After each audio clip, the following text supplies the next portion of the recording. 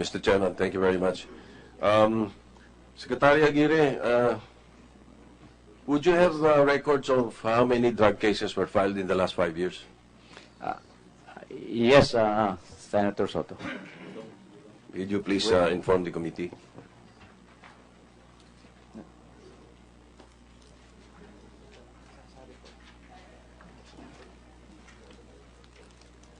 Anong pinakita mo sa akin kanina?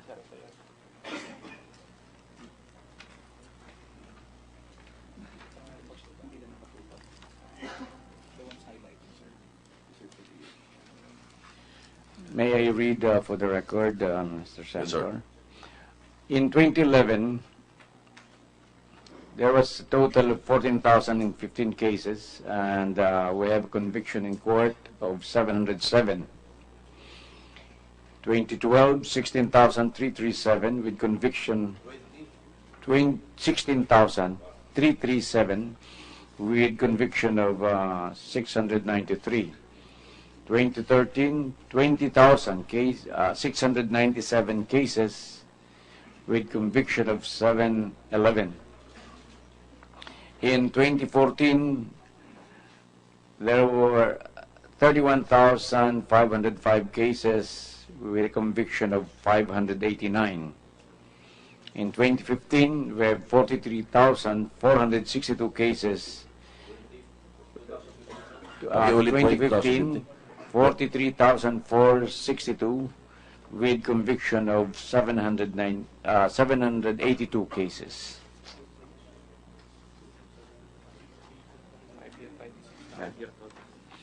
The 5-year total is that we have 126,016 cases. And the resolution rate? Or the total of convictions? The total conviction numbers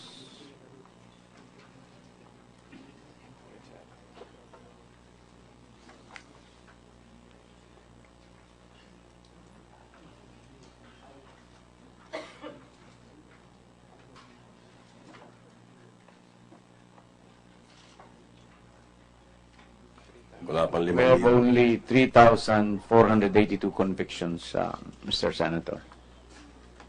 So the total is 126,016 cases. And 3,000 convictions. 3,482 convictions. 482 convictions. What happened to the 123,000? They left the country? We have a breakdown, Mr. Senator. I think for the record. Prosecutor FADULLON could better answer it.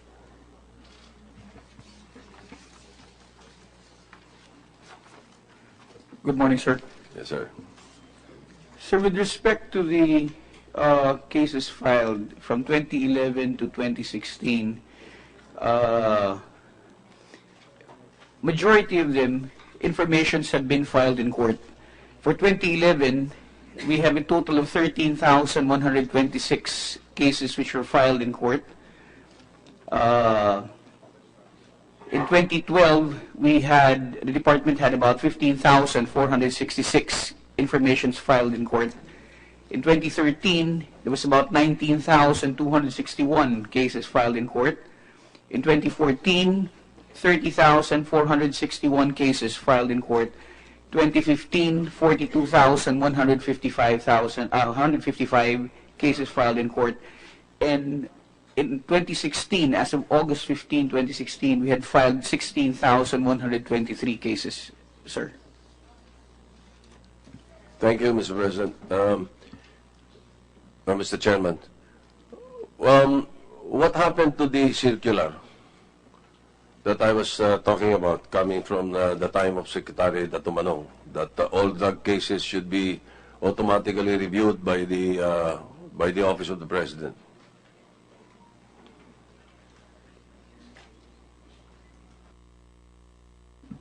Sir, if I may, the circular that is now in effect as far as automatic review is concerned, sir, pertains to the delegated power of the Secretary of Justice to conduct the same, sir. So cases which are dismissed in the field offices of the department are the ones which are elevated for automatic review by the Secretary, through the Secretary of Justice, Your Honor. So you're now following that procedure? Yes, sir. Per Department Circular 006, this is a series of February 10, 2016. 2016? Yes, sir. So before that, the circular that was enforced, you're no longer following that? No, sir. As far as I can remember, sir, because I have just been appointed recently as a task force chair of the anti-illegal drugs cases. Cases for automatic review were always with the Office of the Secretary, even up to the time, during the time of then Secretary Raul Gonzalez, sir.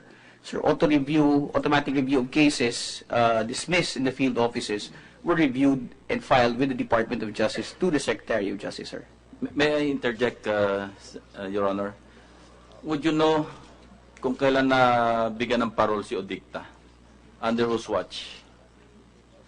Kung alam mo lang, if you're sure to answer. I'm sorry, Mr. Chairman, I don't have that information. He was a convicted drug suspect, hindi ba? And we just learned that he was out of Muntinlupa, so he must be pardoned or given parole. And kung alam mo lang, attorney. I'm sorry, Mr. Chairman, I don't have that information right now, but I can try to secure that for you, sir. Please secure the information. Yes, I'd like to acknowledge the presence of Director General De La Rosa, and also sa yung barangay, Liga ng mga Barangay, Attorney Edmond, and also Julius Walteros. You're representing the Municipal League of Cities. So, I'd like to take advantage of your presence, pati si General De La Rosa, para isama na sa agenda itong two bills that I filed. One is Senate Bill 971. With your permission, Your Honor. I'd like to acknowledge the presence of Senator De Lima. Good morning, ma'am. Good morning. Senate Bill 971, essentially, it is an amendment to the provisions of 8551, the amendatory law of 6975. Ito, we'll take your position on this, because ang amendment dito, basically, provincial director shall be chosen by the regional director from a list of 3 qualified and eligible candidates recommended by the PNP Senior Officers Placement and Promotion Board. And then the chiefs of police of municipalities and cities will be chosen by the provincial director.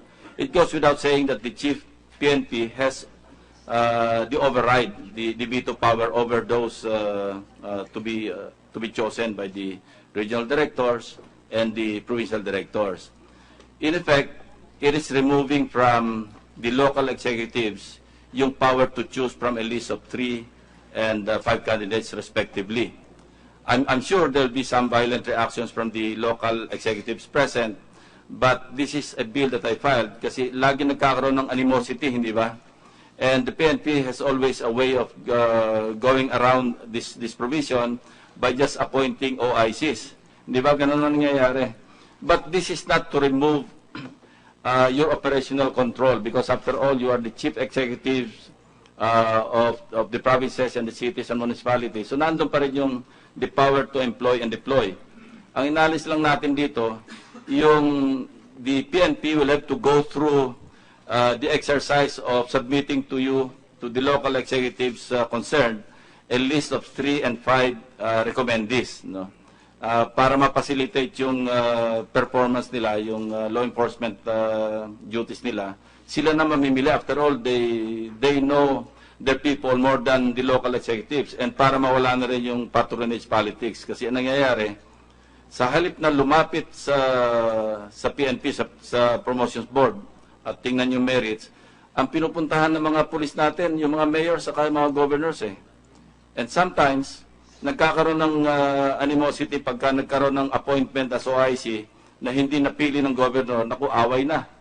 So affected yung law enforcement function. And more often than not, pagka nag-flex ng muscle yung mayor o yung governor, inaalis pa yung mga baril na in-issue, inaalis pa yung mga sasakyan. No, I know this for a fact because I've experienced this. And I know the predicament of the PNP leadership in this regard. Another bill that I filed, request ito ng CIDG when we visited them last August 15, kami tatlo, Senate Bill 1052. I-restore lang yung subpoena power ng CIDG director. After all, when it was still CIU and CIS, meron silang subpoena power. But I think this was an oversight when the ones who crafted the Republic Act, yung PNP Law 6975, nakalimutang ilagay. And NBI has that authority to issue subpoena. Administrative subpoena lang naman ito. Hindi ito yung wala itong contempt. There is no contempt power, no? Just the subpoena authority. Para lang mas maging efficient, mas maging effective yung CIDG director in his law enforcement function.